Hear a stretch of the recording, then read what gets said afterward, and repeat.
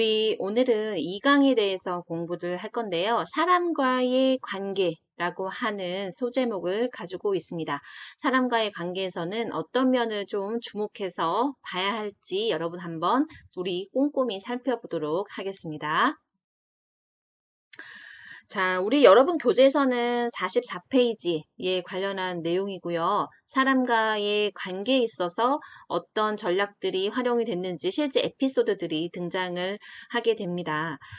협상이라는 것은 사람과의 관계성에 굉장히 많이 포커스를 맞추고 하는 과정인데요. 여기에 책에 존 바우먼이라는 사람의 에피소드가 등장을 하게 됩니다.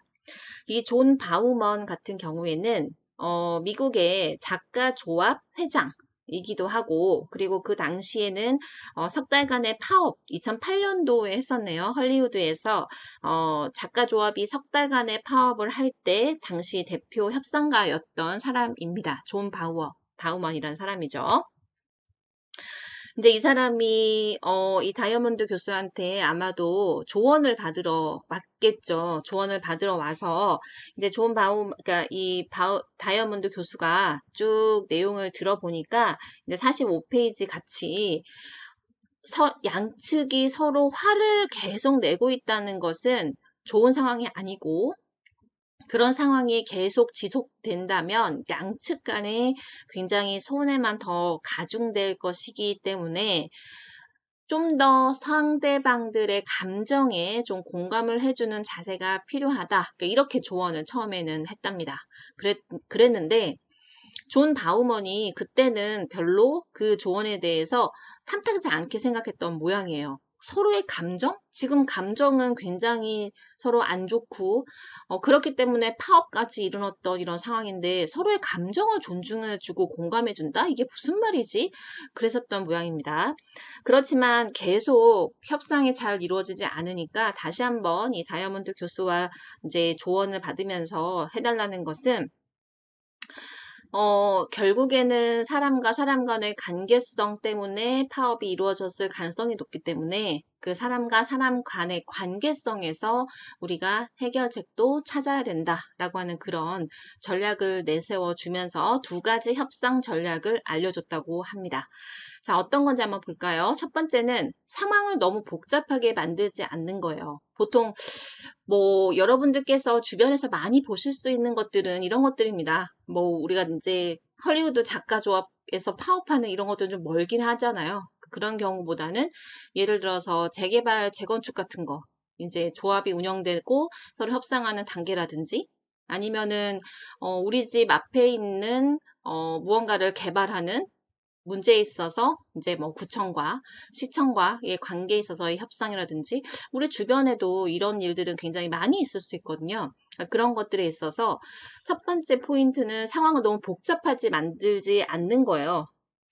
이제 예를 들어서 아까 이제 우리 첫 번째 시간에 공부를 했던 것처럼 서로 목표가 무엇인지를 정확하게 인지하는 것 자체가 굉장히 중요하다고 말씀을 드렸는데 협상이 길어지고 그리고 협상에 관련된 사람들이 많아지고 이렇게 되면 부차적인 것들에 있어서 좀 더 영향을 많이 받게 됩니다. 서로의 감정이라든지 말투라든지 기분이 나쁘다든지 이런 것들에 관련해서 서로 얻을 게 없는 거죠. 그렇기 때문에 상황을 너무 복잡하지 않게 만드는 게 가장 좋고, 그리고 두 번째는 겉으로 드러나지 않게 이제 상대방을 우리 편으로 살살 이제 끌어들이는 과정들이 좀 필요하다. 이런 조언을 했다고 합니다.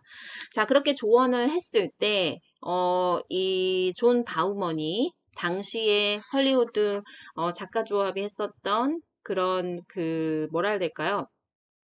파업을 끝내고 협상 전략으로 곧바로 넘어갈 수 있었던 그런 에피소드가 등장을 하게 됩니다.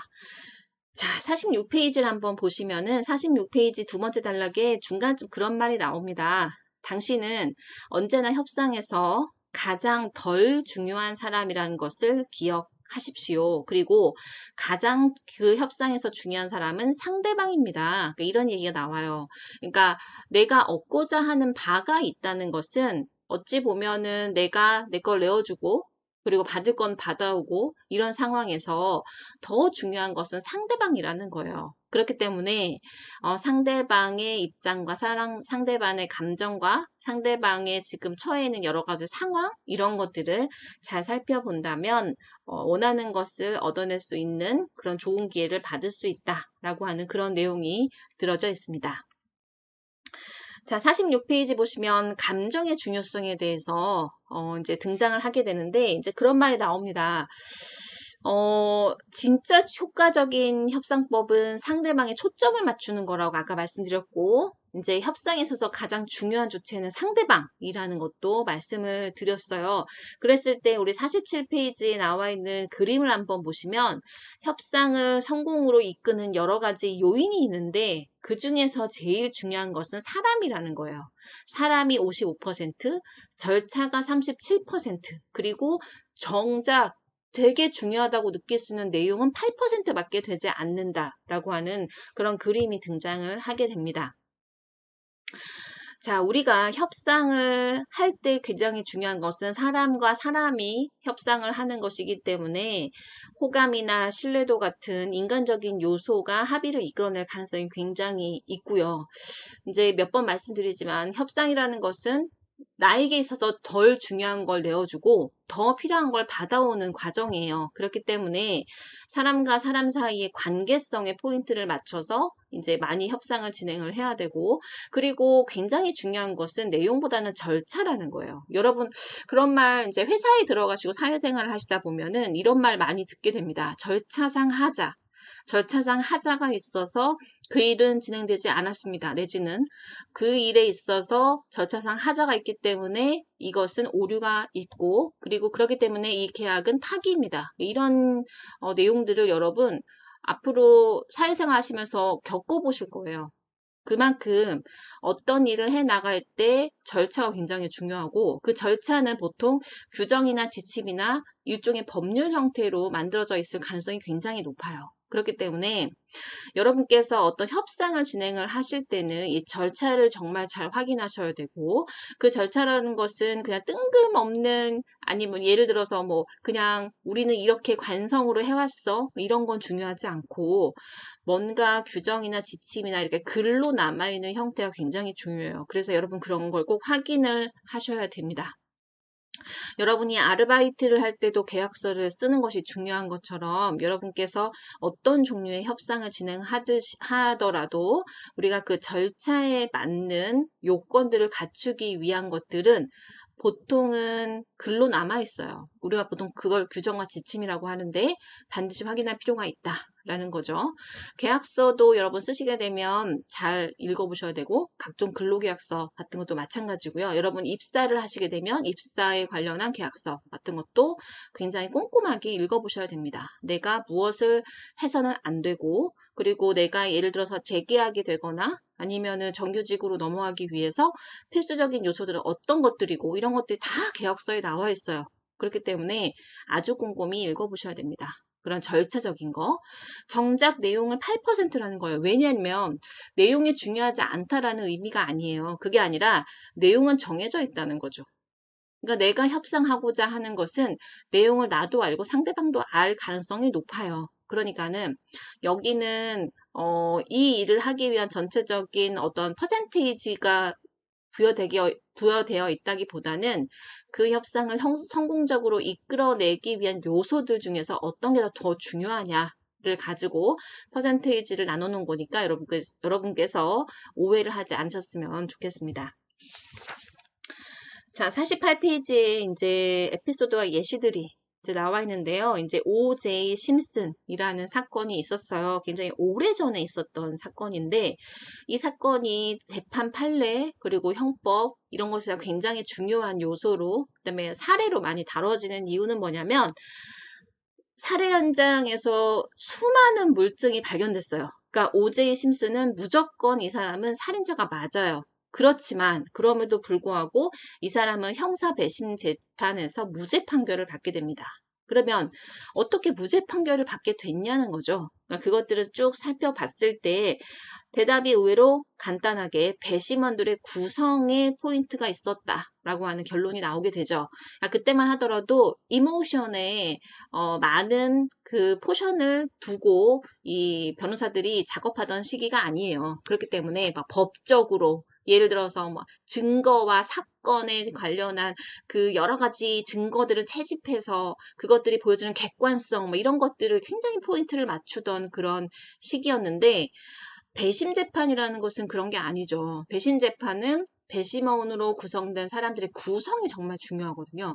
그 사람들의 감정, 그 사람들의 어떤 공감 이런 것들을 이끌어내는 게 굉장히 중요한데 요 사건에서 그게 결정적으로 작용을 한 것입니다. 그래서 우리가 지금까지 오제이 심슨에 관련한 재판 결과는 형법이나 여러 판례법에서 굉장히 중요하게 살펴보는 그런 사건 중에 하나입니다. 그것도 마찬가지다. 감정의 중요성에 대해서 나타낸 거죠. 그리고 2008년에 버락 오바마가 이제 대통령 캠페인을 두면서 이제 상대방하고 계속 이제 토론회를 하게 되죠. TV 토론회도 하고 언론 토론회도 하고 하게 되는데 거기에서 보여지는 이 사람의 여유 있는 미소와 정확한 어투와 침착한 표현들, 그런 태도, 너의 얘기를 충분히 들을 나의 기본 자세가 되어 있다. 라는 것이 훨씬 더 대중들의 마음을 샀다는 거예요. 근데 이것도 버락 오바마가 이제 등장하기 전에 미국의 대통령들은 그렇지 않았습니다. 지금까지 그 전까지 미국의 대통령 됐던 사람들은 강하고 뭔가 나만 따르라. 나를 따르라. 이런 약간 그 성향들이었어요, 다. 그런데 시기가 변하고 사람들의 구성이 달라지고 그런 거죠. 그러면서 세대의 변화에 맞춰서 버락 오바마라는 사람이 등장했고 그 사람 캠페인에서 여러 가지 전략들을 짰을 거예요. 아마도 이런 면을 부각해서 하는 것이 도움이 될 것이다 라고 하는 협상 어떤 그 전략들을 짰을 가능성이 굉장히 높습니다. 그거에 비해서 맥케인 같은 경우에는 상대편으로 붙었던 사람이죠. 그 사람이 좀 더 유리한 상황이었어요. 뭐 전체적인 백인의 예를 들어서 굉장히 로열 패밀리에서 자랐고 그리고 엘리트 코스를 밟아왔고 이런 사람이란 말이에요. 그러니까 너무 당연히 저 사람이 될 거다라고 생각했으나 태도의 문제들이 많이 부각된 거죠. 이 사람은 흥분된 어조와 인신 공격성 발언과 이런 것들도 했고 그리고 편을 나누고 가르고 이런 행동도 했단 말이에요. 그렇지만 거기에 대비해서 버락 오바마가 보여주는 여러 가지 침착하고 협조적인 태도 이런 것들이 좀 더 대중의 마음을 사게 된 것이죠. 세대와 흐름이 바뀌고요. 그리고 대통령의 상도 바뀌고요. 그리고 리더십이라는 것은 리더십의 모양이 딱 정해져 있지는 않아요. 정해져 있지 않고 그 시기에 맞춰서 필요로 하는 인재상이 존재하는 거죠. 그죠? 그 리더에 맞춰서 이제 당선이 됐다라고 보여집니다. 자, 이런 것들이 무엇을 의미하냐면 인간관계가 굉장히 중요하고 거기에는 감정, 사람의 감정이 굉장히 중요하게 다루어진다라고 하는 그런 내용입니다. 자, 상대방과 제3자에 관련해서 우리 49페이지에 이제 보게 될 건데요. 자, 여기에서 중요한 것은 뭐냐면 뭔가 협상이 잘 진행이 되면 괜찮은데요. 협상이 잘 진행이 되지 않았을 때 뭐가 지금 이 협상을 어렵게 만들고 있는가를 이제 포인트를 가지고 공부를 이렇게 좀 자세히 이제 둘러봤겠죠. 그 사람의 상황과 여러 가지 그 사람의 둘러싼 사람들, 인간 관계들에 대해서 쭉 살펴보니까 중요한 것은 늘 협상에는 참여자들한테 영향을 끼치는 제3자가 존재한다는 거예요. 그러니까 뭐 제3자라는 것은 뭐 다름이 아니라 뭐 예를 들어서 뭐 아내라든지 그죠? 뭐 친척형이라든지 아니면은 뭐 스승이라든지 그러니까 이런 사람들 내가 조언을 받는 사람들이 있잖아요. 그리고 협상가 변호사들도 다 마찬가지예요. 참여자 A와 B가 협상을 하지만 그 사이에 수많은 인간관계들이 얽혀 있거든요. 그 인간관계 중에서 가장 영향을 많이 미치는 그 누군가를 찾아내는 것이 협상 전략에는 굉장히 중요하다는 것입니다. 그죠? 여러 가지 예시가 등장을 하게 됩니다. 여기 50페이지, 51페이지에 나오는 내용들 여러분 천천히 읽어보시면 되는 내용들이고요.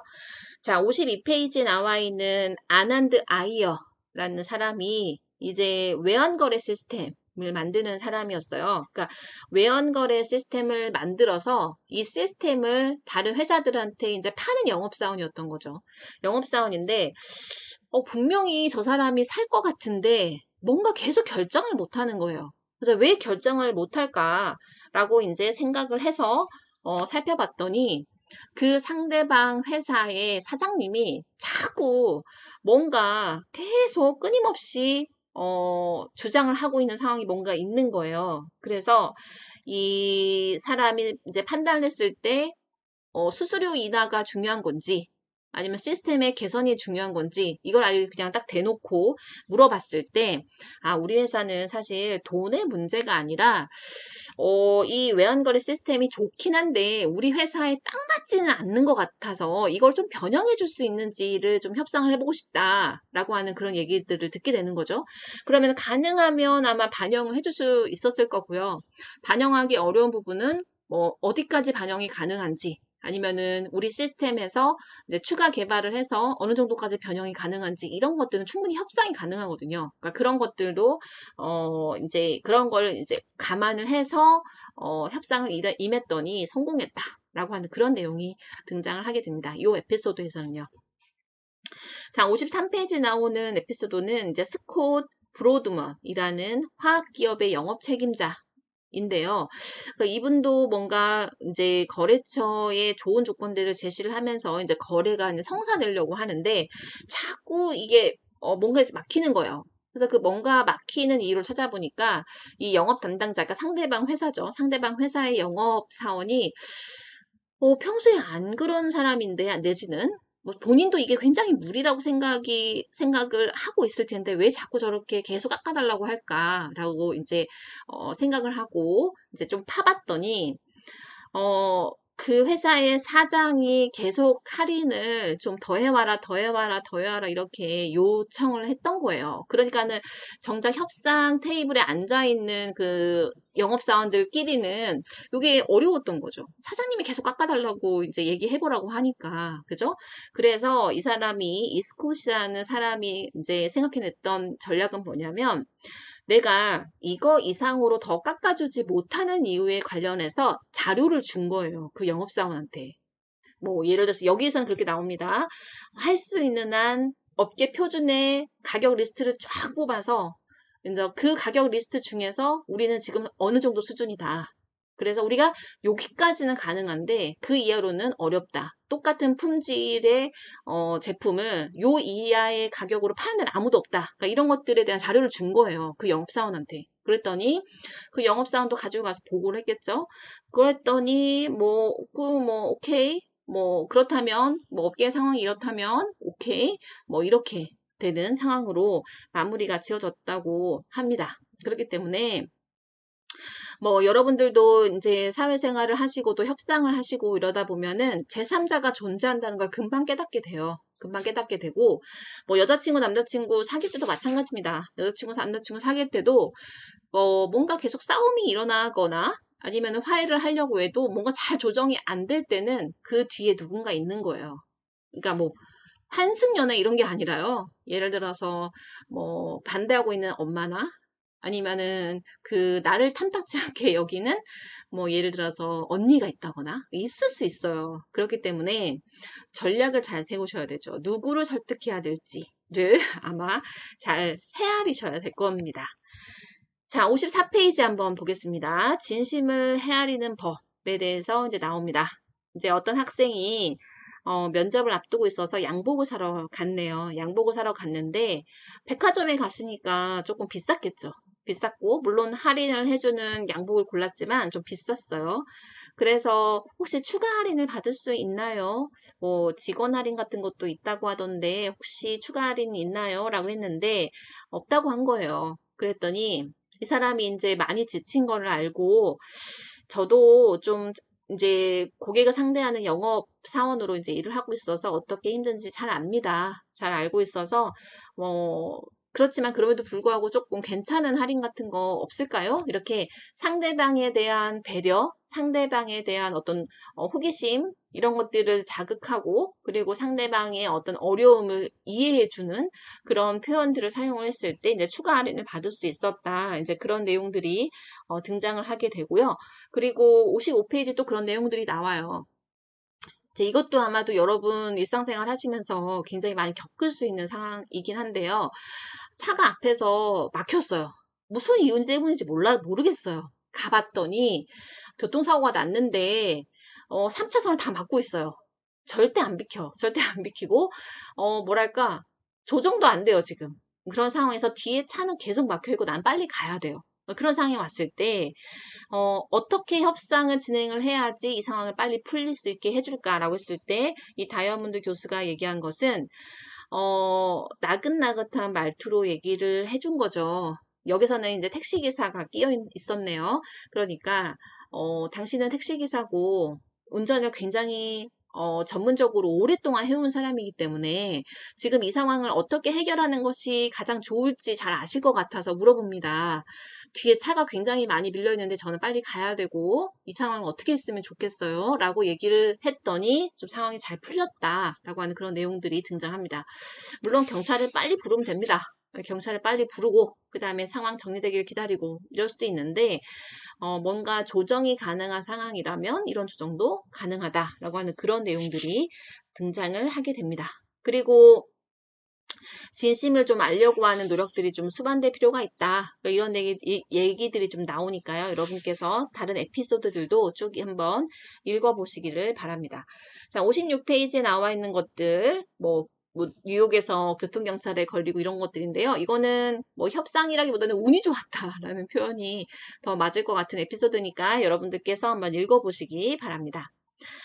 자, 이처럼 상대방의 머릿속에 있는 그림을 그려보는 거, 이런 것들은 원하는 것을 얻는 협상의 지름길이라고 하죠. 이제 몇 번 얘기를 드렸지만 보통은 우리가 저 사람에게 덜 중요한 것을 가져오는 것들, 그리고 나에게 덜 중요한 것을 내어놓는 것들, 이런 게 보통 협상이라고 말씀을 드렸기 때문에 내가 중요하게 생각하는 이것과 저 사람이 중요하게 생각하는 것들이 약간의 차이가 벌어지면 오히려 더 협상이 쉬워요.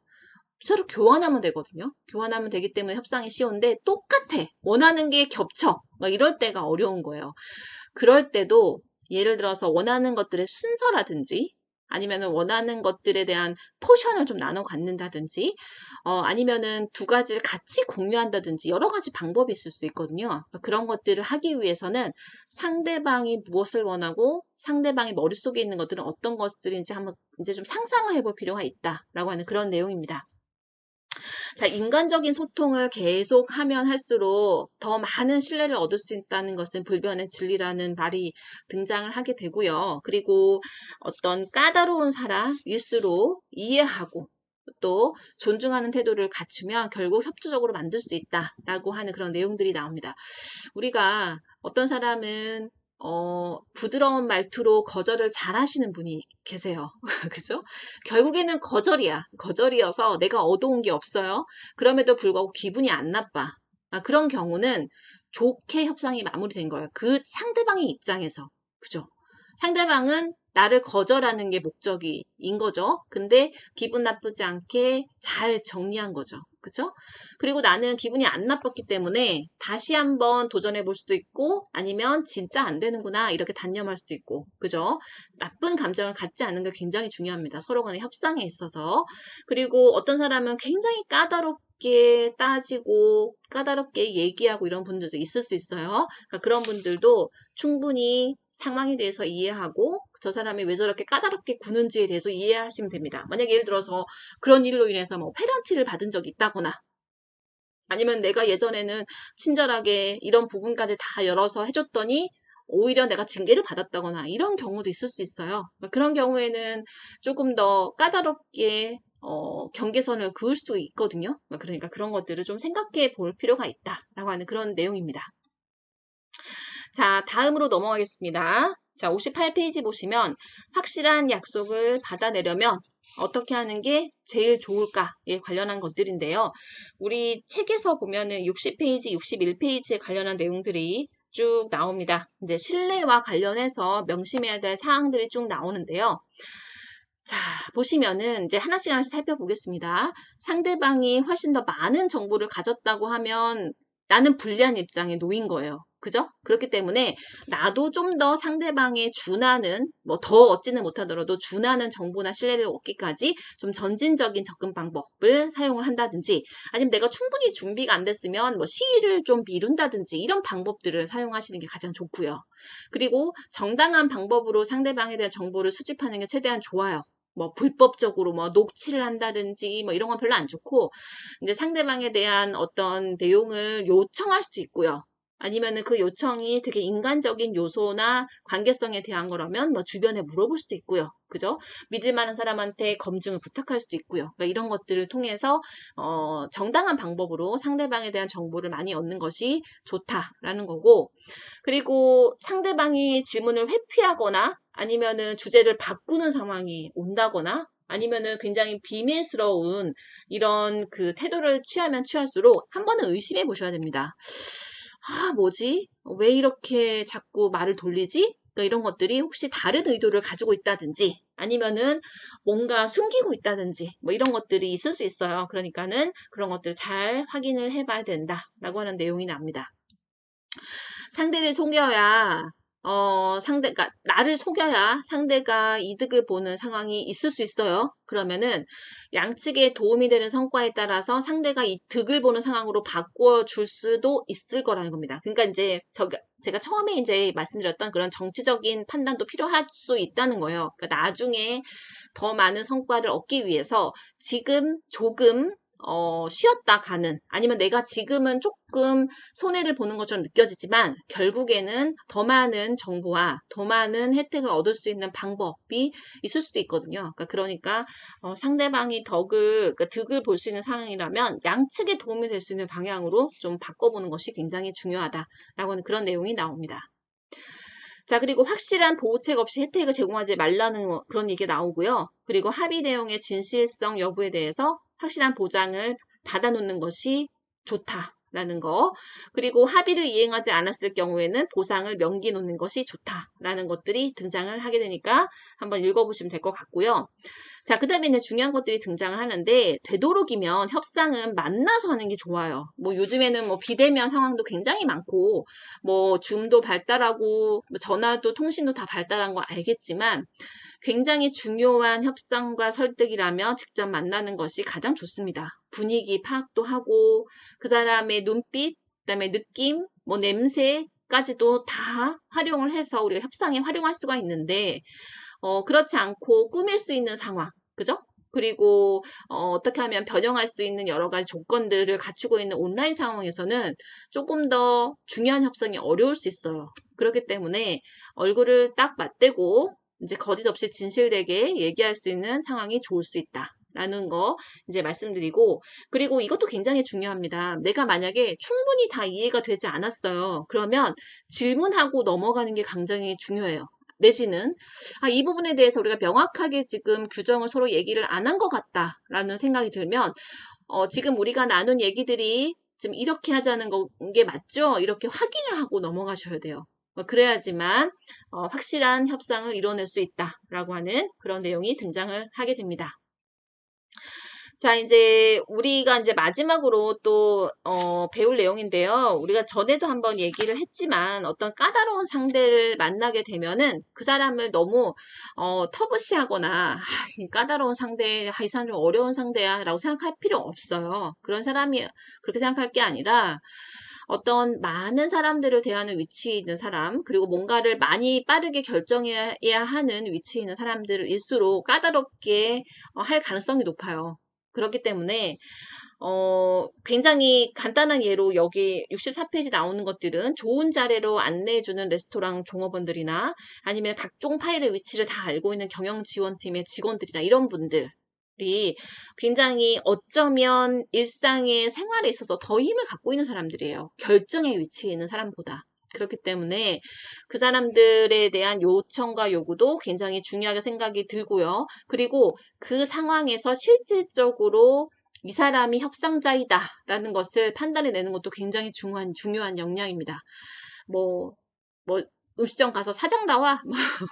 이렇게 하실 수도 있지만, 그러니까 그것보다는, 내가 지금 좀 더 대접을 받고 싶다든지 할 때는 어떤 방식으로 얘기를 하고 존중을 해야 내가 더 많은 어떤 존중과 혜택을 받을 수 있는지, 이런 것들에 관련된 것도 좀 생각을 해봐야 된다라고 하는 그런 내용입니다. 자, 마지막으로 65페이지 보시면, 크리스, 이제 시부탄이라는 사람이 콜롬비아 경영대학원에 다니고 있었는데, 이제 그 사람이 자폐증 환자 지인을 다룬 사례가 지금 나와 있습니다. 크리스는 마취과 전문이었어요. 근데 지인이라는 자폐증 환자는 말이 잘 안 통하고 비협조적인 사람이었던 거예요. 그렇기 때문에 얘기를 해보고 서로 인간적으로 노력을 해보니까 이 사람이 바늘을 무서워한다는 걸 알게 된 거예요. 다른 게 아니라 바늘을 무서워하는 거야. 근데 바늘을 너무 직접적으로 보여주거나 아니면은 그것에 관련한 이해도가 좀 떨어지는 간호사들이 계속 주사를 놓으려고 하거나 이러면 굉장히 피하는 상황이 되는 거죠. 그러니까 그런 경험과 경우를 이해를 해서 이제 주사 바늘이 이제 보이는 것을 좀 피할 수 있게 해주는 그런 상황이 와서 이제 잘 진료를 받을 수 있게 되었다라고 하는 그런 내용들이 나옵니다. 협상을 하는 과정과 그다음에 협상을 하는 절차들은 생각보다 훨씬 더 체계화되어 있을 가능성이 있어요. 그렇기 때문에 우리가 좀 더 파악해야 되는 것은 사람에 대한 거죠. 그리고 사람의 심리에 대한 것들입니다. 그렇기 때문에 우리가 이제 전체적으로 어떻게 상황이 흘러가는 것을 판단하고 파악하고 이런 능력이 굉장히 중요한데, 처음에 우리가 1강에서 나오지만, 그렇게 태어난 사람들도 있긴 있어요. 굉장히 잘 분위기 파악도 잘하고 눈치도 빠르고 그죠? 그렇지만 노력으로 될 수 있다라고 하는 그런 내용들이 등장을 하니까 우리 좌절하지 말고 천천히 수업을 들으면서 한번 학습해 보도록 하겠습니다. 자, 이 그림 여러분 보신 적 있으실 거예요. 우리 지금 책에서는 68페이지에 나오는 그런 그림입니다. 자, 우리가 이 그림에 앞서서 이 66페이지 교재에 있는 그림을 한번 보시면 그 그림에 대한 설명이 67페이지에 쭉 나와 있습니다. 우리가 지금 66페이지부터 68페이지까지 이르는 두 개의 그림을 통해서 하고자 하는 말은 무엇이냐면 인식의 차이에 관련된 내용입니다. 보통 우리가 협상에 실패했다 라고 얘기할 때 그 협상에 실패했던 원인은 여러 가지가 있겠지만 가장 큰 원인으로 꼽는 것은 바로 의사소통의 실패라고 볼 수 있습니다. 그렇다면 의사소통의 실패는 왜 생기는 걸까요? 자, 우리 교재에서는 바로 인식의 차이 때문에 의사소통의 실패가 생긴다라고 말하고 있습니다. 자, 이 그림은 1915년에 윌리엄 엘리 힐이라는 분이 그린 그림입니다. 여러분, 이 그림 굉장히 많이 보셨을 것 같은데요. 이 그림은 노인과 소녀가 둘 다 보이는 그림입니다.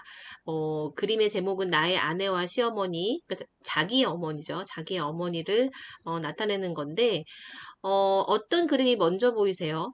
소녀가 먼저 보이세요? 아니면은 노인인 할머니가 먼저 보이세요? 네, 이 그림은 두 개를 다 나타낼 수 있게끔 그린 그런 그림입니다. 자, 이 그림에서 보여주는 것은 어떤 거냐면 내가 어떤 측면에 좀 더 관심을 기울이고 그림을 보느냐에 따라서 처음 보이는 그림이 달라질 수 있다라는 거고요. 그리고 가만히 들여다봤을 때 이것은 내가 처음에 봤었던 그림과 다른 그림이구나 라고 하는 것을 깨닫는 그 두 번째 이미지, 두 번째 결정에 관련한 그런 차이점에 대해서 이 그림을 보여주고 있는 것입니다. 자, 이렇게 인식의 차이가 생기는 원인은 그렇다면 무엇일까요? 그것은 사람마다 가치관, 그리고 관심사, 그리고 또 감성이 다르기 때문입니다. 사람마다 관심사나 가치관이 다르다는 것은 여러분 다 알고 계실 거라고 생각이 들고요. 감성에 대한 것은 그날 내 어떤 분위기와 어떤 그 감정, 분위기 이런 걸 수도 있겠지만, 그 협상 대상자가 평소에 가지고 있는 생각에 플러스 그 협상 대상자의 근황에 관련한 내용이라고 볼 수 있습니다. 우리가 이 내용은 지난주에도 공부를 했습니다. 공부를 했기 때문에 여러분께서 기억을 하실 것 같고요. 자, 협상을 할 때 굉장히 중요한 것은 정보 수집이라고 말씀을 드렸고, 그 정보 수집은 광범위하게 일어나는 게 좋다. 그리고 내가 생각하지 못했던 부분에 있어서 중요한 정보가 생길 수도 있기 때문에 아주 여러 측면에서 정보를 수집하는 것이 좋다. 그러니까 이런 거 지난주에 우리 수업 시간에 배웠습니다. 그렇기 때문에 인식의 차이가 생기는 원인에 관련해서 여러분들께서 한번 쭉 고민을 해 보셨으면 좋겠습니다. 자, 우리 68페이지부터 나오는 챕터의 제목이 바로 역지사지의 마음입니다. 그래서 우리 예시로 나오는 내용들을 보면은 마케팅 개념의 차이에 있어서 변호사들 어떤 그 협상에 이루어지지 않는 원인을 찾고 있는 건데요. 자, 69페이지 한번 보시면 A라는 사람과 B라는 사람이 서로 협상을 하고 있어요. 근데 서로 하는 말이 너무 다른 거예요. 달라서 가만히 생각을 해보니까 서로 마케팅이라는 단어를 다른 개념으로 이해하고 있다는 것을 깨닫게 된 거예요. 한 사람은 마케팅을 판매로 생각을 하고 한 사람은 전략으로 생각을 한 것입니다. 그렇다면 서로 개념의 차이가 발생하기 때문에 협상이 어렵겠죠. 변호사들이 복잡한 계약 상황을 다룰 때 제일 처음 하는 것은 개념 정의에 관련한 것들입니다. 이 개념은 요거라고 하기로 하다라고 하고 서로 재정의하는 그런 단계를 거치거든요. 우리 이 작업은 굉장히 많이 합니다. 여러분들께서 뭐 학교 다니는 도중에도 아마도 재정의하는 내용에 대해서 직접 학습하실 내용이 있을 것 같기도 하고요. 사회에 나가서 우리가 많은 그 사회생활 속에서의 일을 할 때도 개념 정의를 달리하는 방법, 그리고 개념 정의에 관련해서 정리를 하는 방법, 이런 거에 관련해서 많이 학습을 하시게 될 가능성이 굉장히 높습니다.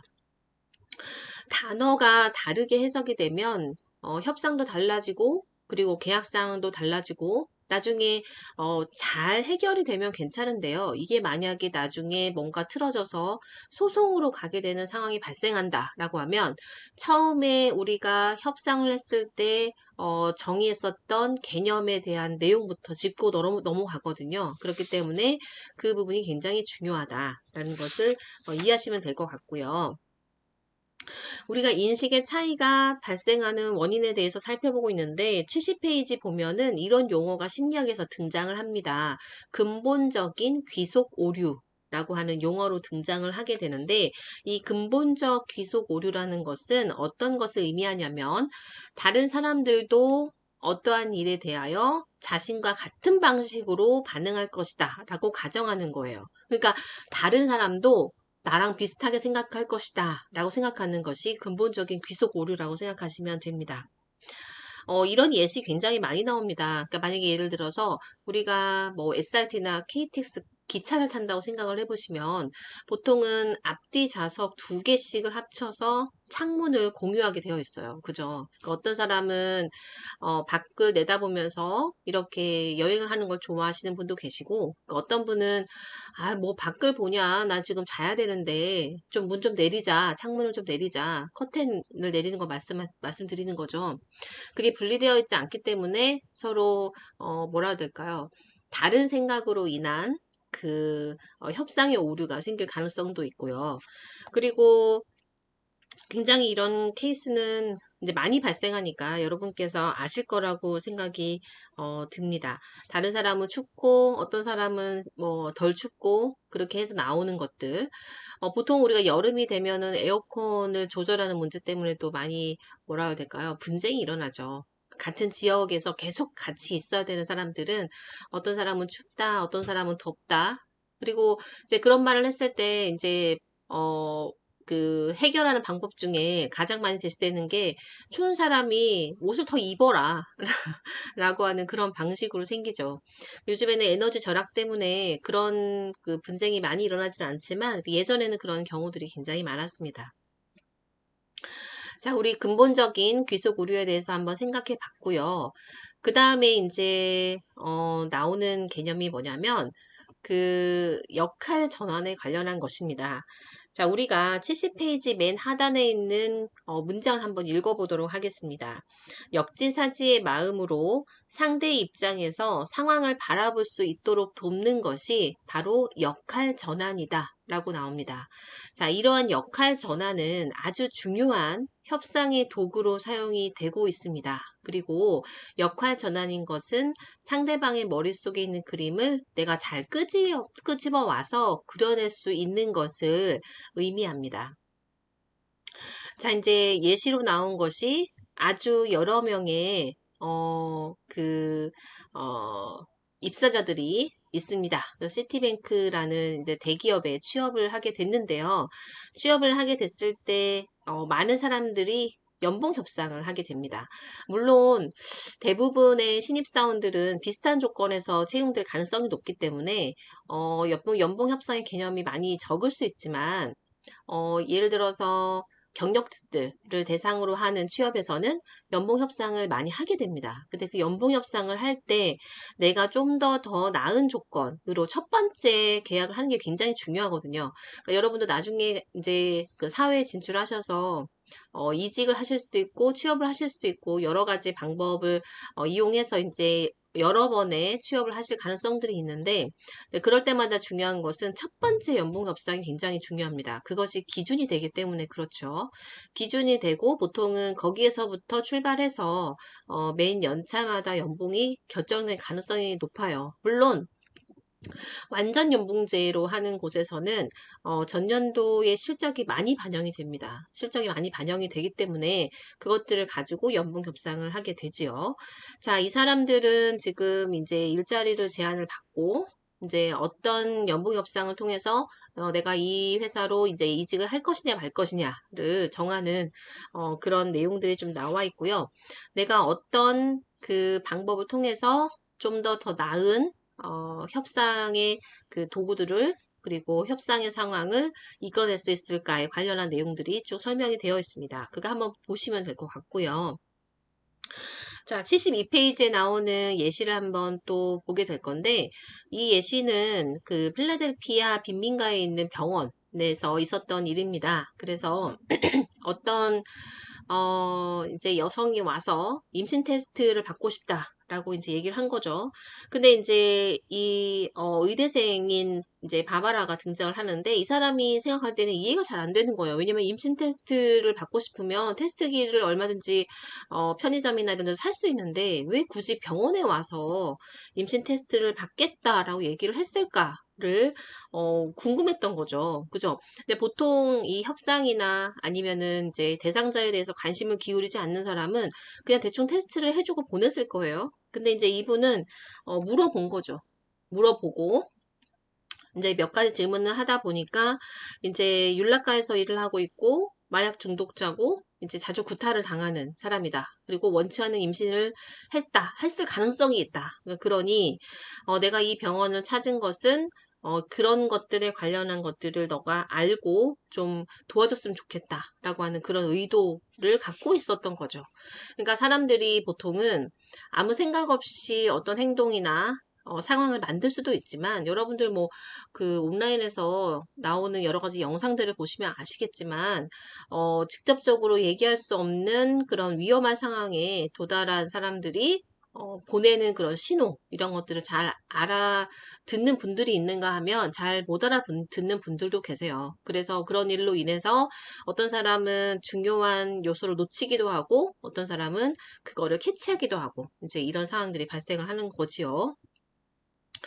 자, 그렇다고 해도 이제 내가 다른 사람을 이해하려고 노력하는 그런 행동, 그리고 다른 사람을 의도를 이제 파악을 하려고 하는 노력, 이런 것 자체가 굉장히 중요하게 협상에서는 작용한다라고 이제 생각하시면 될 것 같습니다. 우리가 이런 말을 많이 하는데요. 상대방의 마음을 잘 헤아리는 것 자체가 역지사지잖아요. 그래서 협상에서 중요한 그 요소 중에 하나는 다른 사람의 마음을 잘 들여다보라라고 하는 거고, 그리고 그것만 들여다봐서 되는 일은 아니고요. 그 다음 상황을 좀 해결해 나갈 수 있는 방식으로 할 수 있는 연습을 좀 하는 것이 굉장히 중요합니다. 자, 예시가 나와 있는데요. 우리 73페이지에 나오는 예시인데, 조지 부시 대통령이 이제 2002년에, 유엔에서 연설을 하기 시작하는데, 이 연설을 하면서 좀 부드러운 협상 방법을 택한 것이 아니라, 이제 과격하고, 이제 얼마든지 우리가 뭐, 이라크를 공격할 수 있고, 전쟁은 얼마든지 가능하고, 이런 태도로 이제 얘기를 한 거예요. 그러니까 얘기를 했는데, 그러니까 이런 얘기들을 국제무대에서 얘기하기 전에 이 조지 부시가 했었던 가장 그 큰 실수는 뭐냐면 관련자들하고 상의를 하지 않았던 거예요. 관련자들하고 충분히 상의를 하고 난 다음에 이제 외교 무대에서 이제 발언을 했어야 되는데 우리가 보통은 이제 작은 협상에서도 이제 별거 아닌 협상에서도 하지 말아야 하는 행동과 하지 않았으면 더 좋았을 거라고 생각되는 그런 언사가 있는데 이건 국가를 대표해서 이제 국제 무대에서 얘기하는 그런 발언에서는 굉장히 조심해야 되는 그런 상황임에도 불구하고 좀 연습을 하지 못했다. 그런 내용들이 나오니까 여러분 한번 살펴보시기 바랍니다. 자, 그 다음에 상대방의 의도를 파악하려면 그럼 어떻게 하면 좋겠느냐. 74페이지에 나오는 내용인데요.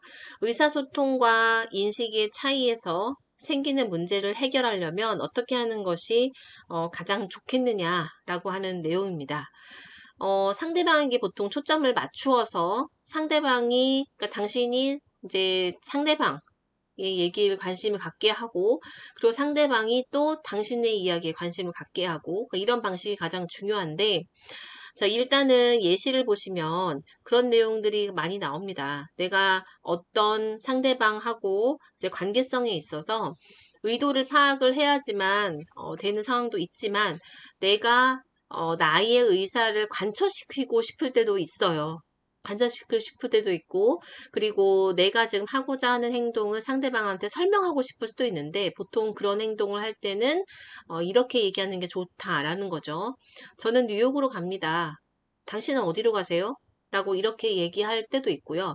어떤 사람은 혹시 당신은 어디로 가시나요? 저는 뉴욕으로 가는데 라고 얘기를 할 수도 있어요. 그러니까 어떤 방식이 상대방에 있어서 더 잘 먹히는지 그러니까 이거는 사실은 여러 가지 경험을 통해서 얻는 방법밖에 없을 것 같기도 하고 그리고 어떨 때는 좀 잘 맞기도 하고 어떨 때는 잘 안 맞기도 하고 그럴 수 있을 것 같아요. 근데 우리 책에서는 이제 뭐라고 얘기를 하냐면 상대방한테 먼저 관심을 두고 네가 어디로 가는지 내가 궁금하다. 라는 것을 먼저 물어보고 나서 내가 하고 싶은 말을 하는 것이 더 효과적이다라고 얘기를 하는 거예요. 그러니까 당신 혹시 어디로 가세요? 나는 뉴욕으로 가는데 라고 얘기를 하면은 내가 먼저 존중받았다라고 하는 느낌을 받을 수 있기 때문에 이런 방법을 좀 더 권해주는 형태로 지금 설명을 하고 있습니다. 자, 이렇게 의사소통과 인식의 차이에서 생기는 문제점들을 해결하기 위해서 어떤 방법을 사용하는 게 좋을까를 우리가 고민을 해보면서 이제 자문해 봐야 되는 문제들이 있는 거죠. 우리 책에서 75페이지에 나오는 건데 나는 어떻게 인식을 하고 있는가, 지금 이 현재 상황과 이 문제를, 그리고 그것에 관련해서 상대방은 또 어떻게 인식을 하고 있는가, 이것들을 좀 자문해서 답을 써보는 것도 굉장히 중요한 그런 작업 중에 하나입니다. 그리고 내가 인식하는 것과 저 사람이 인식하는 것에 있어서 혹시 차이가 발생을 하고 있는가를 잘 알아보셔야 될 것 같아요. 그러니까 만약에 예를 들어서 여기 지금 예시로 나온 것들이 그거죠. 오늘은 이야기를 2개 해달라고 하지 않았니? 라고 했는데 그 2가지가 너무 긴 거예요. 근데 그렇기 때문에 횟수도 줄이고 그다음에 이야기의 어떤 그 시간도 줄이고 그러니까 횟수도 줄이고 하기 위해서 이제 조카랑 협상을 가서 이제 짧은 거 2개, 긴 거 2개 이런 게 하지 말고 좀 비교적 긴 이야기로 하나만 이제 얘기를 해준다든지 읽어준다든지 이런 식으로 하겠다라고 이제 차이를 맞춰 나가는 거죠. 그리고 이제 또 하나 생각해 봐야 될 것은 우리 둘 사이에 인식의 차이가 발생을 했다면 그 이유는 무엇일까를 고민을 해보는 것이 굉장히 중요한 그 협상에 있어서의 기술이라고 생각이 듭니다. 자, 그리고 그 76페이지로 한번 넘어가 보시면은 이런 말이 있어요. 이제 상대방의 인식을 파악하는데 가장 좋은 방법은 굉장히 단순하게 접근하는 방법인데 상대방에게 그냥 질문을 하는 거예요. 질문을 해서 내가 어떤 부분에 있어서 잘 파악을 못하고 있다면 너가 그냥 얘기해주면 안 되겠니? 라고 얘기를 하는 거죠. 그러니까 우리가 보통 사람 사이에서 서로 대화를 할 때 이런 느낌을 받으신 적이 있으신지 모르겠어요. 저 사람하고 나하고 사이에서 얘기를 하는 대화가 참 안 통한다. 라고 생각하실 수 있어요. 그리고 이제 내가 얘기한 거는 A인데 왜 저 사람은 계속 A 다시로 얘기를 하지? 라는 것을 깨닫게 되는 순간이 있을 수도 있습니다. 그런 경우에 내가 저 사람이 꼭 나의 협상의 대상이 아니라면 그냥 무시하셔도 되고 아니면은 저 사람은 저렇게 생각하는구나 라고 생각하고 말면 되는데 내가 저 사람은 꼭 협상을 해야 되는 상황이에요. 그리고 내가 이 상황이 좀 변화가 필요해요. 그런 상황이냐면 이제 그 사람한테 이제 물어보는 게 가장 좋다는 거죠. 나는 A라고 생각하는데 너는 이걸 어떻게 정의하고 있니? 라고 물어보는 것이 가장 좋은 방법이라는 것입니다. 자, 이런 얘기 지금 나오는데요. 또 협상을 할 때 또 중요한 것은 뭐냐면 단정적인 표현보다는 질문을 하는 것이 좋다는 거예요. 자, 여기 77페이지에 그런 내용들이 쭉 나와 있는데 어떤 일을 이제 협상을 할 때 이제 그쪽에서 굉장히 터무니없는 조건을 얘기할 수도 있잖아요. 그럴 때 이거는 공정하지 않습니다. 이거는 정말 그렇지 않다고 생각합니다. 라고 얘기하는 것도 좋지만 그것보다는 좀 더 질문을 통해서 스스로 더 상대방이 이 협상이 굉장히 불합리하다는 걸 깨달을 수 있도록 해주는 것이 더 좋은 방법이라는 거예요.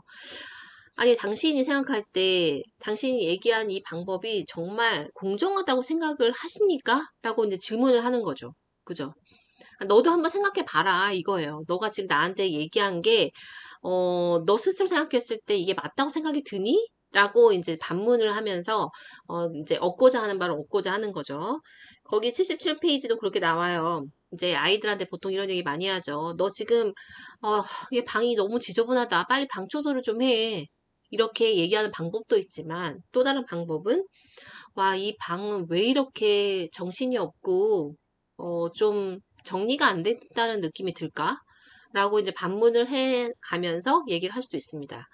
이제 이런 얘기들을 할 때 좀 중요한 건 또 뭐냐면, 상대방한테 요청하는 방식으로 이제 하는 것이 효과적이라는 거예요. 그러니까 뭐 예를 들어서 비아냥거린다는 느낌을 준다든지 아니면은 내가 얘기함에 있어서 저 사람이 너무나 강력한 의도를 가지고 있다는 것으로 인해서 상대방이 굉장히 기분 나쁘게 만든다든지 그러니까 이런 방식은 안 좋다는 거죠.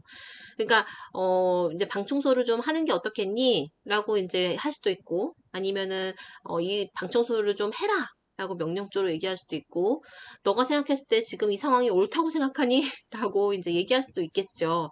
그런데 이제 받아들이는 사람의 입장에서 너무 그 기분 나쁘지 않도록 그리고 내가 다시 한번 생각해 볼 수 있도록 이제 그런 방식으로 얘기를 풀어나가는 것이 더 좋다라는 거죠. 상대방으로 하여금 뭔가 변화하게끔 한다거나 내가 갖고 있는 생각을 관철시키기 위해서 이런 방법들이 다 필요한 거예요.